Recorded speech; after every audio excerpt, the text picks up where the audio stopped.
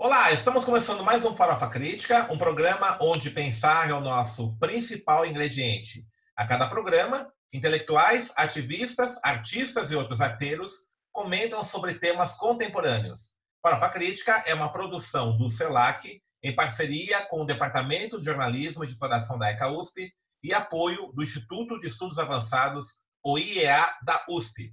Acesse o nosso canal youtube.com/Farofa Crítica. Inscreva-se e clique no sininho para receber novas notificações. E não esqueça que agora estamos também no Spotify. Acompanhe nossos podcasts, programas em áudio, também no Spotify, no canal Farofa Crítica. Todos os programas, desde o primeiro até o último, estão todos disponíveis no Spotify. Avise os amigos, familiares e chame-os também para inscreverem-se no canal Farofa Crítica. Acompanhe também as novidades na nossa página no Facebook.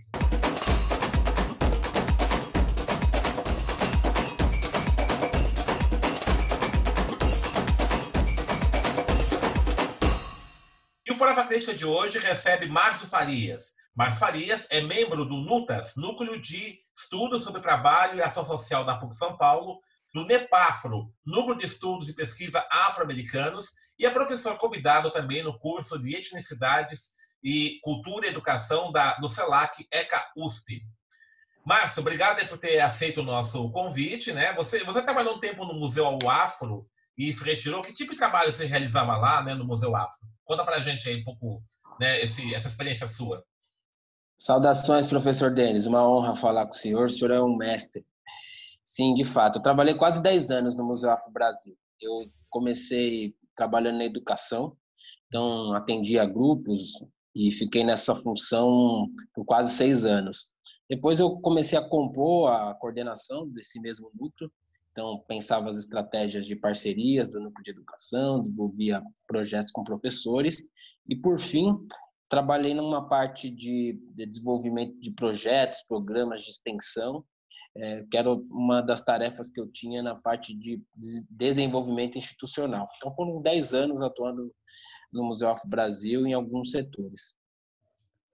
E o que você percebeu, assim, nessas demandas aí, né, que os visitantes, os jovens, tinham no Museu Afro em relação às temáticas ali, né, colocadas nesse espaço cultural importante? E também queria que você fizesse uma conexão com esse debate, né, sobre percepção sobre o racismo no Brasil atualmente. Como é que você viu isso? Bom, eu acho que o primeiro ponto interessante, quando eu entrei no Museu Afro Brasil, nós tínhamos alguns anos da promulgação da Lei 10.639. Então, eu fiquei no Museu Afro Brasil e fui acompanhando uma certa crescente dessa discussão no campo da educação formal. Isso acabava escoando no Museu Afro Brasil. O dilema que me parecia central era o fato de que a lei ela avançou no sentido legal de introduzir essa temática nos currículos, só que grande parte dos professores eles não tinham nenhum tipo de instrumental formativo para desenvolver os conteúdos em sala de aula. Então, ao longo desses anos, eu fui percebendo como, muitas vezes, a visita ao Museu Afro Brasil acabava cumprindo uma espécie de tarefa anual de discutir o conteúdo que está previsto no currículo, mas que os professores não conseguiam dar conta. Então, a visita ao Museu Afro Brasil acabava sendo uma espécie de prestação de contas com o conteúdo previsto em lei, e a visita, portanto, tinha uma função, muitas vezes, de discutir conteúdos que deveriam ser desenvolvidos ao longo de semestres, ao longo da formação dos alunos, e que o educador do Museu Afro Brasil, no caso dos meus atendimentos, dos meus demais colegas, acabavam por ter que, enfim, sanar essas deficiências. Agora, por outro lado, o acervo do Museu Afro Brasil disponibiliza um conjunto muito variado de informações e acesso a uma cultura material e simbólica que, para além de uma função instrumental, se ele não fosse só usado como uma função instrumental, mas, de fato, um espaço de conexão, de fruição, de contato com a história material e simbólica da população negra no Brasil, sem dúvida nenhuma, é de uma das instituições mais importantes no Brasil, arrisco dizer, que sobre essa temática, uma das instituições mais importantes da diáspora negra. Certo. Então, Márcio, acho que é interessante essa sua reflexão, né? Porque a gente observa um pouco essa angústia, né, que nós temos em relação ao avanço aí das políticas públicas, né, que nós tivemos em relação ao combate ao racismo, né? A Lei 10.939, né, que é uma das que você comentou agora há pouco, né, que fundamenta um pouco esse processo educacional aí da cultura africana, afro-brasileira, né? A lei de cotas e tudo isso. E, ao mesmo tempo, a gente observa que alguns problemas ainda mais graves do racismo permanecem. Nós tivemos aí, recentemente, 2 casos emblemáticos, né? O assassinato do João Pedro, lá no Rio de Janeiro, né? Um crime brutal cometido pela polícia do Rio. E nós tivemos nos Estados Unidos, né?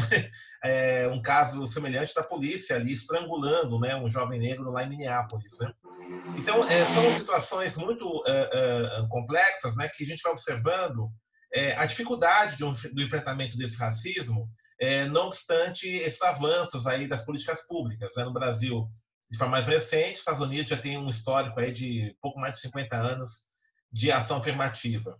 Como é que você chega a isso, né? O fato de a gente conseguir ter alguns avanços em políticas públicas, entretanto, os mecanismos brutais de racismo permanecem e até alguns momentos recrudescem, né? Como é que você avalia essa dualidade, essa contradição? Veja, acho que tem uma discussão de fundo histórica de nós entendermos a formação da modernidade, do capitalismo, não só do ponto de vista de uma contradição capital e trabalho, que é a central, mas como capital e trabalho tem uma correlação com o racismo, e como que o racismo ele vai penetrando nos mais variados campos da vida em sociedade. Eu acho que, tendo essa compreensão, as políticas públicas ou a ação do Estado frente à tentativa de superar o racismo, ela de fato consegue reorganizar alguns elementos que historicamente estavam colocados de uma dada forma, mas elas não atingem o ponto central, que é pensar o racismo como uma espécie de contradição fundante do capitalismo. Então, eu fico pensando, por exemplo, no Brasil, em que nós tivemos essa dualidade de uma maneira muito acentuada que o professor coloca, no que diz respeito ao avanço legal, a mais do que isso, uma certa possibilidade de circulação a partir da valorização do salário mínimo e de outras políticas de transferências de rendas, somado a essas políticas públicas, e que nós tínhamos que, ao mesmo tempo, conviver com o fenômeno do avanço da violência do Estado por meio da polícia e de outros instrumentos existentes. Eu sou formado em psicologia e nós acompanhamos nessa área um desdobramento significativo de um adoecimento psíquico de pessoas que, em certa medida, tiveram condições de circular. Eu venho debatendo que a gente não chegou a criar uma grande classe média como se existiu nos Estados Unidos da década de 80, 90, ainda que nós tivemos, de fato, algum tipo de melhoria das condições concretas de vida, não se formou uma margem grande de uma classe média no Brasil. O que nós tivemos foi uma margem que circulou em pontos historicamente que a população negra nunca teve acesso. E o que era interessante é pensar a composição dessa pessoa que começou a circular, pensando essas determinações estruturais e as suas correlações. Porque muitas vezes era uma pessoa que conseguiu, por meio de bolsa, ProUni, entrar numa universidade privada, aí por outros tipos de políticas ela trabalhava numa empresa e conseguiu algum tipo de ascensão nessa empresa e chegou a cargos de gerência.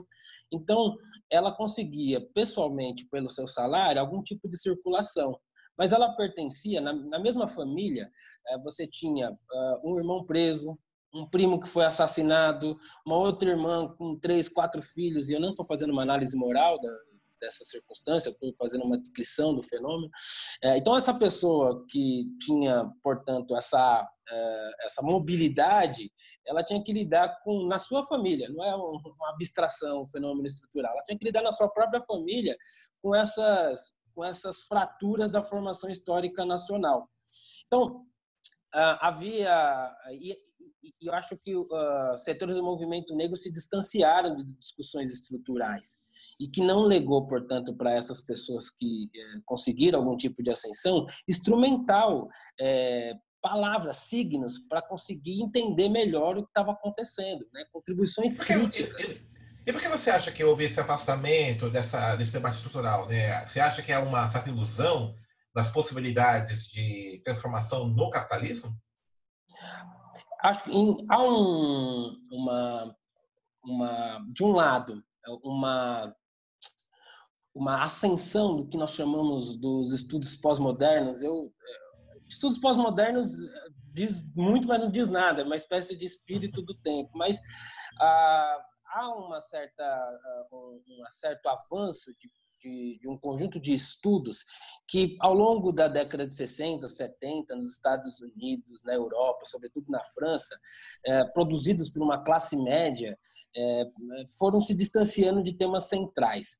Esses debates, por outro lado, eles colocaram o tema do racismo e outras violências e outras opressões e outros tipos de desigualdade no cerne da agenda. Então, era audível um pouco dessas produções e elas acabaram, de fato, penetrando entre a intelectualidade que emergiu nesse período, a intelectualidade negra, e acabou também forjando um discurso no movimento social. Essa intelectualidade negra que teve acesso a essa discussão, a gente não pode esquecer que nós tivemos os bolsistas da Ford, por exemplo, que foram intelectuais, tiveram possibilidade de fazer pós-graduação, muitos fizeram intercâmbio em outras universidades e tiveram contato com muitas teorias, mas também tiveram contato com essas perspectivas teóricas. Não só eles, né? Uma série de produção que desdobrou no pensamento crítico nos últimos tempos e que foi se distanciando de discussões estruturais. Então, nós tivemos, por exemplo, que na última década, fazer uma espécie de reabilitação de autores que deveriam ser nossas leituras de cabeceira. Clóvis Moura, uma parte do Florestan que todo mundo negligenciou, Jacob Gorender. Então, uma série de intelectuais potentes para nós entendermos a nossa realidade foram deixados de lado e se avançou em discussões que estavam distantes de uma perspectiva estrutural.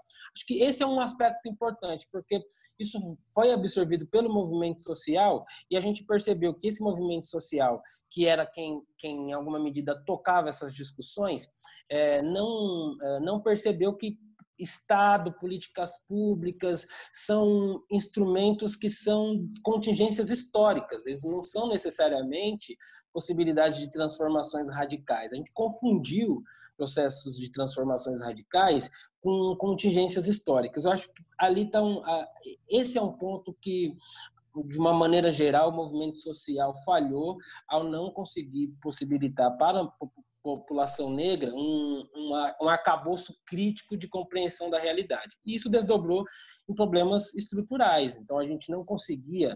O professor vai lembrar que até 2010, 2011, eu pertencia, na época, ao Círculo Palmarini, e o senhor ajudava a gente a formular, teoricamente, alguns debates, e quanto que o debate da faxina étnica, a gente...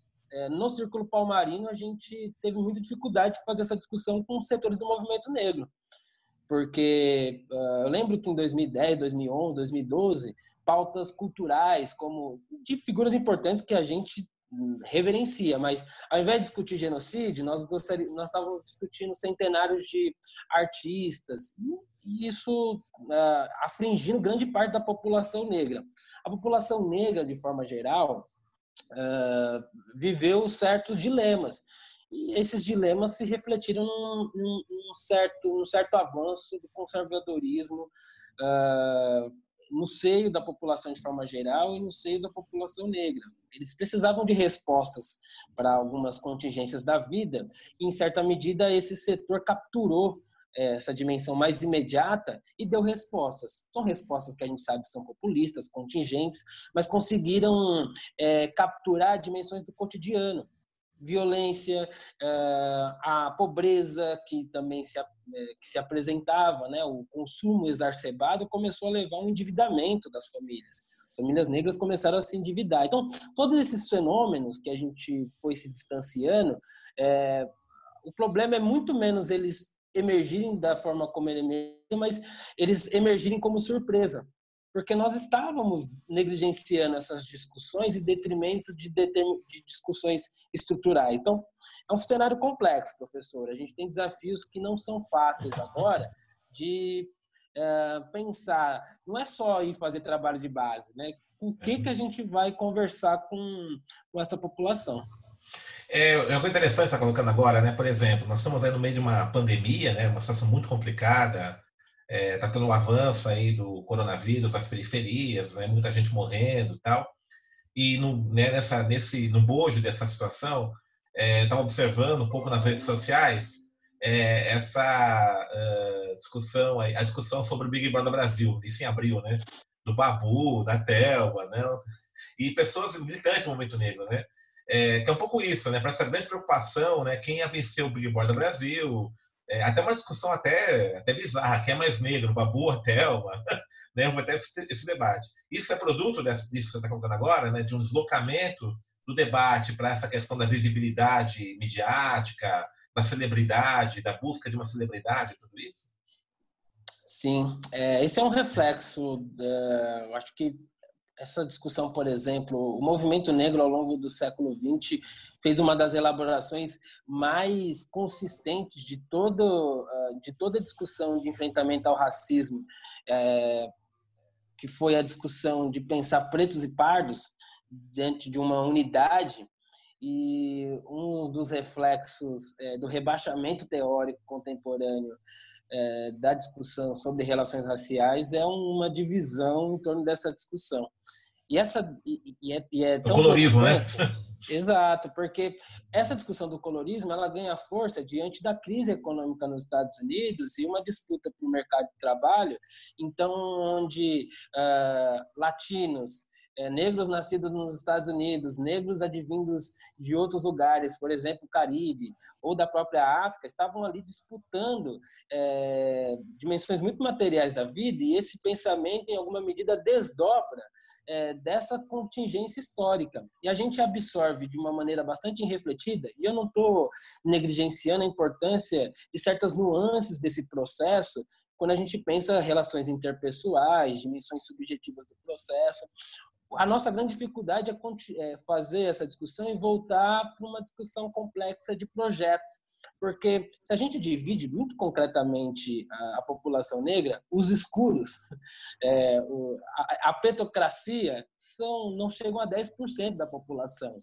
Fazer elaboração de política sendo 10% da população é muito diferente de elaborar política a partir de uma dimensão de ser mais de 50% da população. Então, essa falta de pensamento estratégico, com horizonte revolucionário, reflete no fato da gente se tornar refém do imediatismo, de pautas que são colocadas pelas grandes mídias, pelos instrumentos do capital, e que a gente absorve de maneira irrefletida. O capital ele se atenta à nossa condição de maneira mais cuidadosa nos últimos anos, porque a gente conseguiu, em alguma medida, ter acesso ao consumo. É isso que faz com que o capital, de uma maneira contraditória, ao mesmo tempo que veicula as tragédias que nós vivemos, como a violência, de uma maneira naturalizada, nos programas como os programas desse jornalismo sensacionalista, só que dá um refresco para a gente nessa disputa representativa, descolada completamente de reflexões que têm um horizonte de transformação. Então, eu acho que há certos mitos no movimento social dos intelectuais contemporâneos que ou a gente se desfaz deles ou a gente está fadado ao fracasso. Então, é muito urgente que a gente retome discussões. O Clóvis Moura, em certa medida, um texto na década de 80, ele fez um enfrentamento muito contundente, e é debate de alto nível, com Abdias, com Guerreiro Ramos, estava fazendo disputa de projetos. Então, ele estava fazendo uma discussão de pensar a plataforma do teatro experimental do negro. E aí eu não estou nem dizendo se eu concordo ou discordo com a análise que o Clóvis Moura faz na época, mas era o nível de discussão que estava proposto naquelas circunstâncias. A gente volta a fazer esse tipo de discussão nesse nível, ou ao longo das próximas décadas a gente ainda vai continuar discutindo o genocídio da juventude negra nas periferias. A gente tem muita responsabilidade nesse sentido, professor. Ok. Nós estamos encerrando o programa, né? Eu queria que você comentasse rapidinho um pouco aí, né, dentro dessa perspectiva, essa periferização aí do coronavírus, né? A gente tem falado muito que, ao contrário do que a narrativa coloca, ele não é um vírus democrático. Está matando pessoas da periferia, pessoas negras, a gente está observando isso. Ele expressa justamente essas desigualdades de condições, estruturas, né? E, ao mesmo tempo, a gente observa que todas essas medidas aí de proteção, por exemplo, né, a própria quarentena, isolamento social, ele é muito complicado quando você tem uma situação aí de fragilidade nas periferias, né? A pessoa ela sai do isolamento social não porque ela quer, não porque ela não tem consciência, mas porque ela tem que trabalhar para poder sobreviver. E você observa que está tendo uma tendência, né, de responsabilizar a população pela tragédia, né? Como é que você enxerga isso, né? E qual a perspectiva que nós temos em relação a essa situação, tendo em vista não só esse tipo de narrativa, né, que responsabiliza a população pela tragédia, mas também, né, com um governo federal que está tendo essa postura aí abertamente genocida e fascista, né? Como é que você está enxergando a situação no Brasil hoje? Bom, obviamente que o Covid é uma circunstância muito sui generis, ela tem características muito peculiares, ao mesmo tempo em que ela explicita e intensifica problemas que são estruturais e conjunturais. Eu acho que uma das questões fundamentais desse período, e o Covid explicita isso, é a condição de flexibilização das relações de trabalho. Essa é uma pauta que o movimento negro não pode abandonar em hipótese alguma, o enfrentamento, na nossa agenda de discussão, o debate sobre a gente simplesmente acabar com a reforma trabalhista e reinstaurar relações de trabalho com o mínimo de condições e dignidade é pauta fundamental, não pode escapar à agenda do movimento negro essa discussão da reforma trabalhista, porque em linhas muito gerais a estrutura dessa discussão da condição da população negra passa, de um lado, pela condição precária ou informal da forma como essas pessoas estão inseridas nas relações de trabalho, a periferia. E aí a gente vem debatendo há anos com a esquerda no Brasil, debate de raça, classe e gênero, e nós éramos chamados de identitários por grande parte da esquerda hegemônica. Identitários são eles que discutem classe a partir do olhar para a Europa. Eles estão discutindo Itália, estão discutindo Hungria, estão discutindo Alemanha. O debate, portanto, na América Latina, sem essa correlação entre raça, classe e gênero, é qualquer outra coisa menos discussão de classe sobre qualquer outra coisa que não seja a discussão da luta de classe no Brasil. Então, eu acho que das mais importantes análises, o senhor tem produzido muita coisa, o Douglas, o Juninho, assim, uma série de intelectuais, Jurema Werneck, tem feito reflexões muito apuradas sobre essa condição, e me parece que o que a gente precisa somar a todas essas reflexões que já foram feitas, o debate sobre a questão do trabalho, a informalidade do trabalho, a terceirização, essa discussão da reforma trabalhista é algo que é urgente no conjunto da agenda de enfrentamento à pandemia. Sem essa discussão de nós retomarmos uma agenda de trabalho com um mínimo de dignidade, eu acho que a gente vai ter muita dificuldade no curto, no médio e no longo prazo de estabelecer condições materiais de reação dessa população. Então, de tudo que já foi dito, e eu concordo com grande parte dessas análises, eu acrescentaria o debate do enfrentamento ao que foi a reforma trabalhista de 2017. Precisamos revogá-la urgentemente. Ok. Mas se você faz parte do NEPAFRO, né, que é o Núcleo de Estudos Pesquisa Afro-Americanos, né, e parece que desenvolve várias atividades aí na formação. Quer fazer um merchan do bem aí do NEPAFRO? Quero sim, professor. É. Nós estamos há 5 anos nos reunindo para fazer discussões sobre o pensamento social brasileiro, questionando o pensamento social brasileiro sobre o tema do racismo. E é evidente que, quando a gente interpela esses autores nesse sentido, o tema do racismo está muito presente no pensamento social brasileiro desde então. Então, o Lenin sempre falou, né, sem teoria não há revolução. Então, a gente vem se propondo a fazer essa interpelação aos pensadores que refletiram sobre o Brasil, para que nós possamos, nessa agenda que nós estamos tentando elaborar a partir das nossas condições de vida, pensar um projeto de transição consequente. Então, o NEPAFRO, nesse próximo ano, pretende fazer um seminário, uma publicação dos estudos que nós estamos organizando nesse último período.